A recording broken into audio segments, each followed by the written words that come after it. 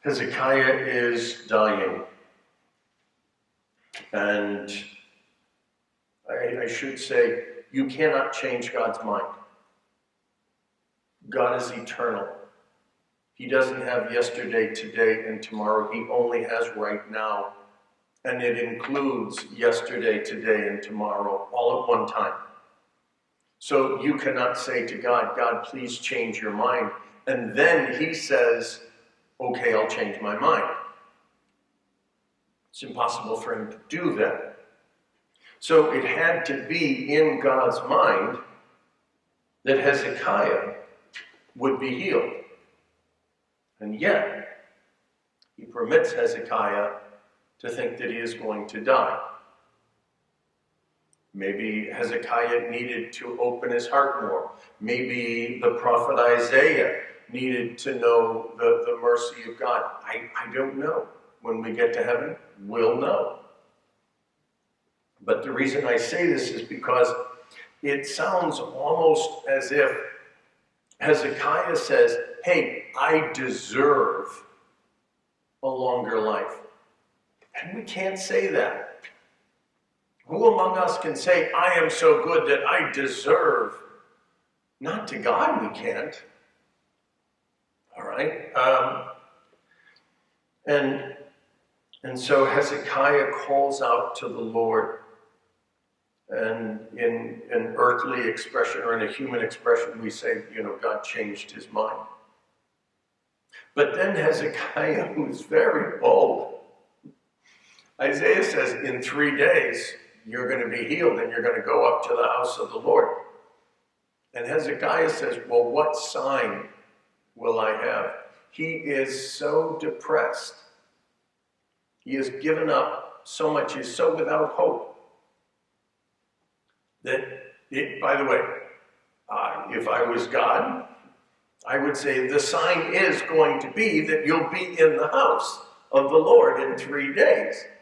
That will be the sign. And actually in other parts of the Bible, God does actually say that.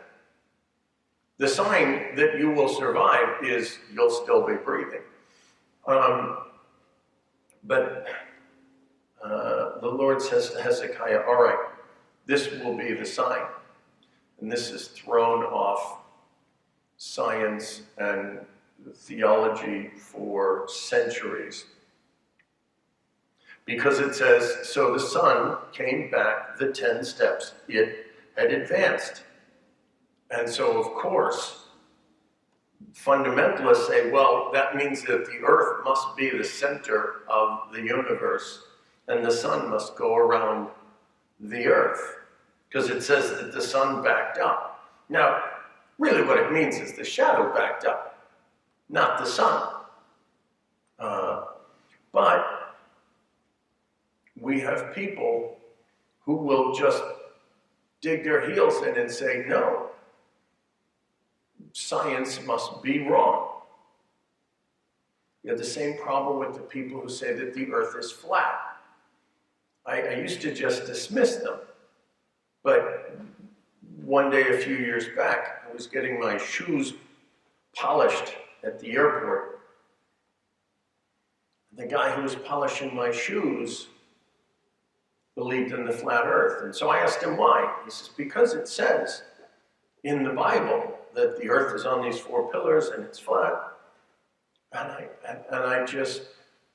I may have made a couple of suggestions, but I was completely baffled by that. The Catholic Church teaches that God, who is unchangeable, is the author of faith and of reason. And so there cannot truly be a conflict between faith and reason. We have to understand faith properly. What is it that I am called to believe? But also, we have to reason things right. And so, is there evolution? Yes, there has been evolution. You can see evidence of it. Does that mean that there is no God?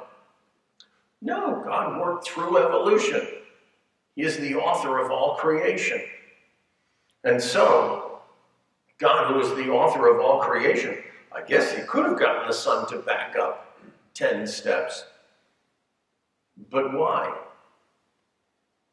God was all-knowing and all-powerful and always, yesterday, today, and tomorrow. He wouldn't have had to go and take things backward. All he would have had to do was make the shadow back up.